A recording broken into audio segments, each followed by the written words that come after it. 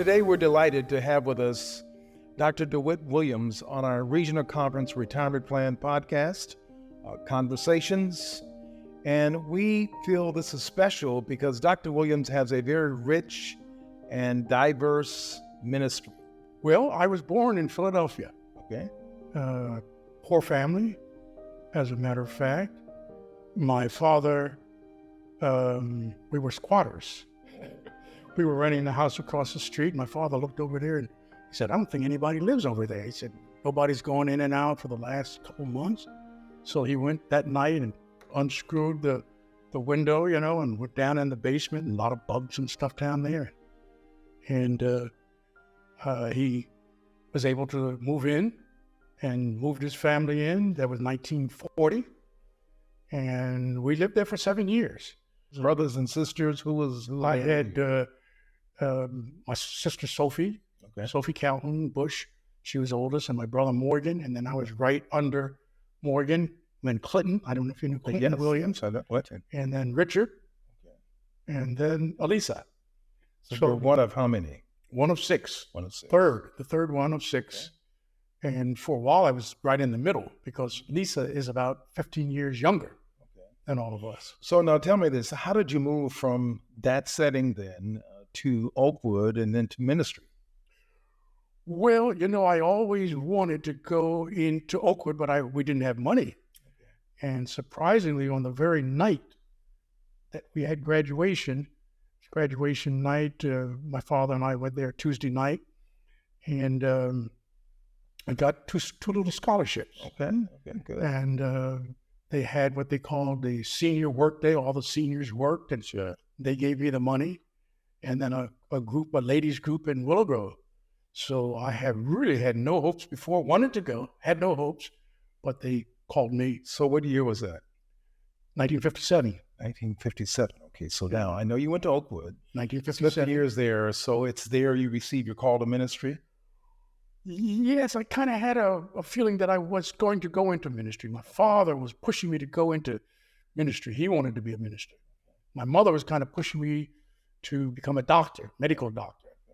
And when I went to Oakwood, that little voice, we had the week of prayers. Elder Rock, Calvin Rock came there, and Elder Mosley came there. My little heart was touched. I said, I think I'm going to go into ministry. So by the time I finished Oakwood, I was pretty positive that that's where I went. Fantastic. Well, I think it would be very of interest to our listeners, Doctor, if you gave us some of the high points of your ministry. Can you do that kind of in a nutshell for us, sir? Well, you got me going into Oakwood. I met my wife there. Okay, that's important. My second year that I was there, I saw the most beautiful lady in the world come along, Margaret Norman, she was. So I think by the end of December, we were dating, and dated her the 4 years that I was there. Okay. I had to drop out of school 1 year to make some money, so she caught up, and we graduated together in 1962. Okay. And 62, she was called to work at Pine Forge, and then I went to the seminary, 63. Okay. From there, I went to the seminary. They called me to work in Southwest region. Okay. So I was pastor of Oklahoma City. We got a call to go to the mission field in 67. That's Congo. Congo, yes. Wow. Yes. My first daughter was born in Oklahoma City while I was pastoring. Okay. But my second daughter was born in Lubumbashi, Congo. Darnell. She's the one that lives with me. Now, let me ask you, was that a tough decision for you to decide to leave ministry in the United States to go to the Congo? It kind of was. Yeah, it kind of was. I had applied for mission field while I was at Oakwood, but I kind of forgot about it. Okay. And this was maybe 4 or 5 years later. And I wanted to go to a French-speaking country. We had to learn French. Okay. So you had to learn French in the country? Well, they sent us to Switzerland first. Okay. We went to Switzerland for about 6 months. Okay. And we lived in Switzerland with that little baby that we had. Okay. And so I was the youth director when I went there. And then later they made me a president of the West Congo. By then it was Zaire. So, and then I went to Kinshasa, president there. When I came back, I went to the Indiana University. I was pretty good with languages. I went in linguistics, but it's going to take me a long time to get out. So I switched to education, higher education administration. And that's what I graduated in, higher education administration. And while I was there, Walter Scragg came. Yes. He said, can you meet me, it was Indiana University. He said, can you meet me in Indianapolis? I've got a little time in between and we can talk. He said, we're kind of interested in you coming into the communications department. So that's what I did. I met him and they called me in 1974, I think it was, to come to the communications department.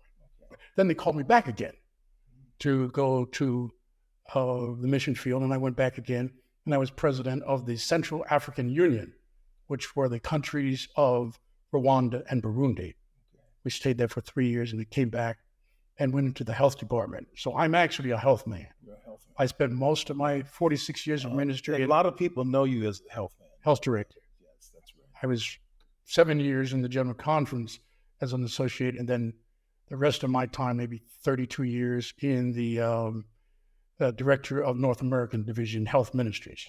Coming into the Health Ministries department actually changed my life. Dr. Harding, he was the director there, and he said, I want you to go to school and get your MPH, and I want you to read this book, Ministry of Healing. And when I read the book, Ministry of Healing, first thing I realized, I said, I have to be a vegetarian. Because I never ate clean meats. I was born a vegetarian. I mean, I was born an Adventist, Okay. Born an Adventist, but we ate clean meats. Okay. Never had pork or anything like that. But when I read that book, Ministry of Healing, the Holy Spirit said, you got to become a vegetarian. So That's what I did. Was that a tough decision? It kind of was. Okay. Now, you had a couple challenges along the way. I don't think you mind talking about it, because I remember you did a series of lectures about some health challenges. Tell us a little bit about that, because our retirees may want to hear that, Doctor. Well, I had prostate cancer, and I had it twice, as you mentioned. The first time I had prostate cancer, and I recommend that men, do the tests. Black men especially are more susceptible to prostate cancer. And I didn't realize it at first, but my father had prostate cancer, and my brother. I didn't know it at the time.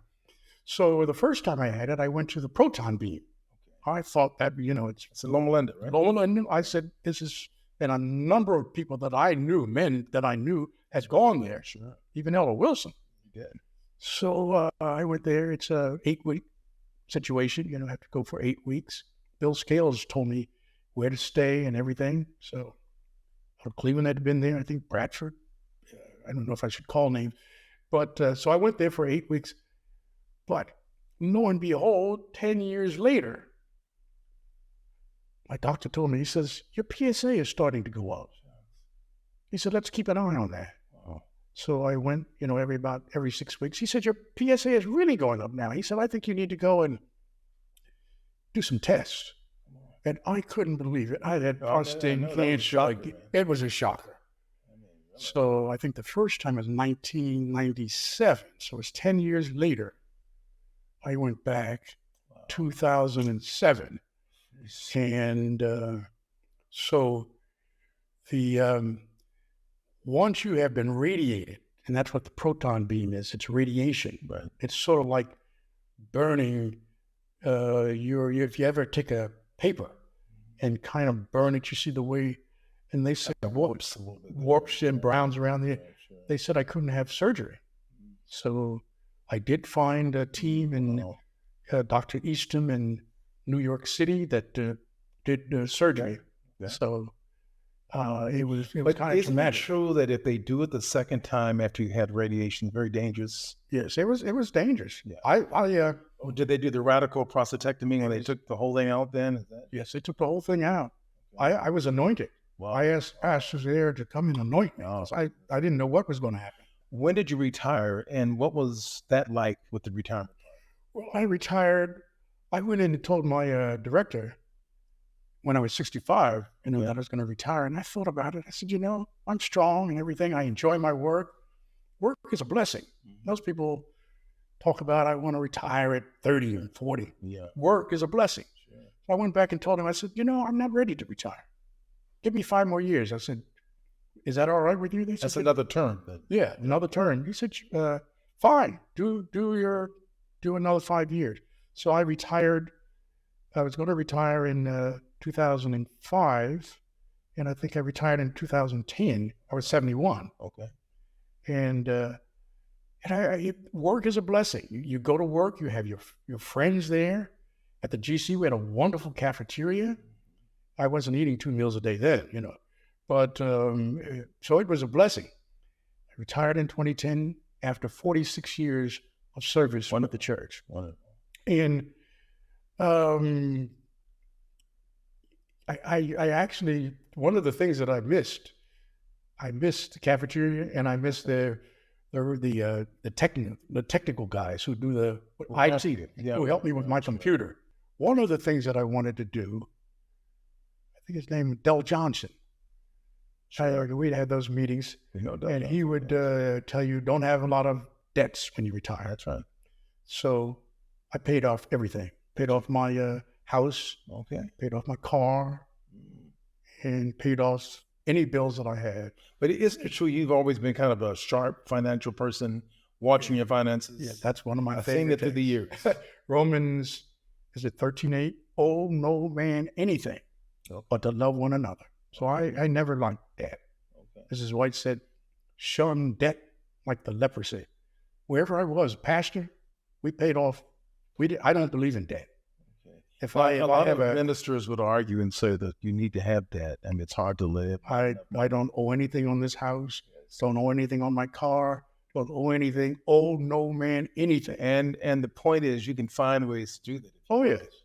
In retirement, you don't go in a corner and become inactive. That's right. But it's a time of growth and progress. What do you say about that? How does that? I agree.